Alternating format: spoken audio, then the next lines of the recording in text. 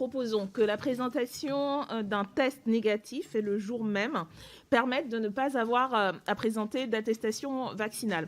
En effet, si on part du principe que nous partageons que l'idée est de limiter la diffusion du virus, dans un certain nombre de lieux, il serait logique, et je crois que plusieurs collègues l'ont déjà fait remarquer, que l'on s'appuie sur les tests négatifs qui sont beaucoup plus valables et beaucoup plus protecteurs, on va dire, que simplement le fait d'être vacciné, puisqu'on l'a dit, le fait d'être vacciné n'empêche pas de transmettre le virus ou d'être contaminé par le virus. Donc un test, et ça c'est dit, y compris depuis le début de la pandémie par l'Organisation mondiale de la santé, qui insiste sur le fait de tester comme un des moyens, un des piliers de la stratégie vaccinale, devrait être en fait le point principal qui permette de faire baisser cette limitation du virus.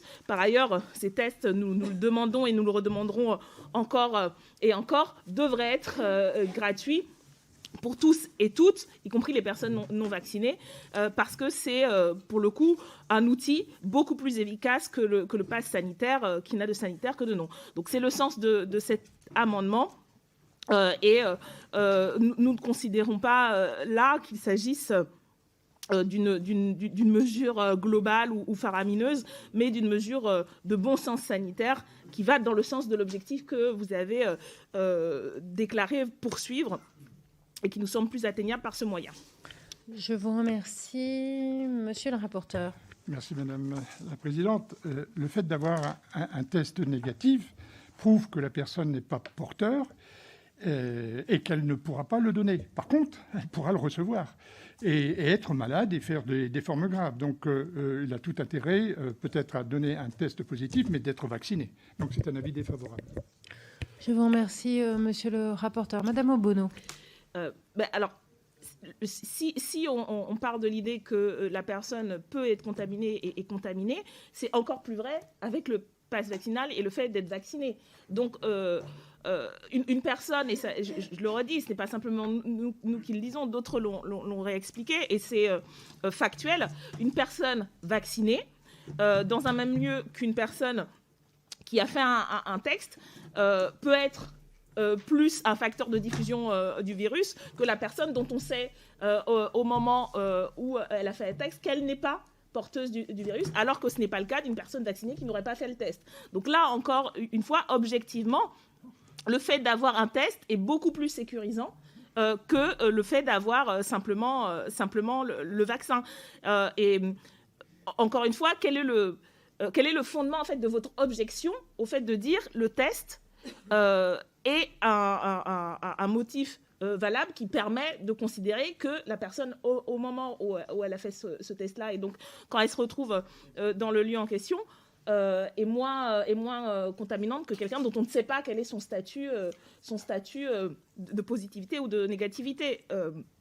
Du coup, quel est l'argument qui refuserait de considérer que cet outil-là, cet élément-là, cet indice-là, scientifique, n'est pas valable et ne pourrait pas être un moyen, y compris de contrôler la diffusion du virus. Je vous remercie, monsieur Van.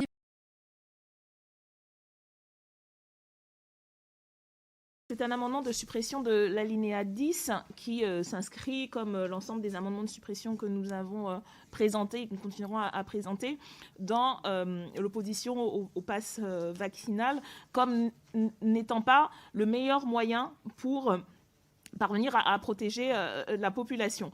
Et à cet effet, je voulais revenir sur un élément qu'on a commencé à aborder et qui est, de mon point de vue, tout à fait dans le cadre de ces débats.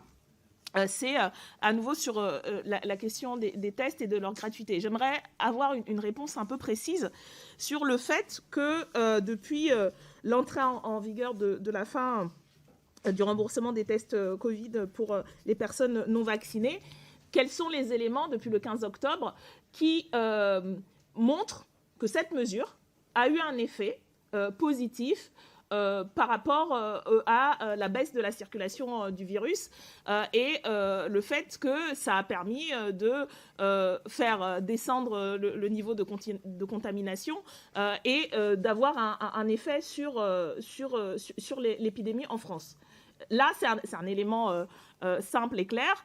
En quoi rendre payants les tests pour les personnes non vaccinées a été un élément de protection supplémentaire. Alors on nous dit que ça en a obligé une bonne partie à se faire vacciner, soit on a le plus grand taux de primo-vaccinés. Mais on a aussi aujourd'hui le plus fort taux en Europe de contamination.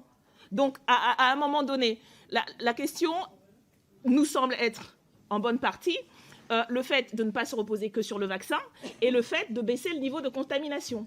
Et qu'est-ce qui permet de baisser le niveau de contamination? C'est de pouvoir se faire tester. Et donc on en revient à cette question.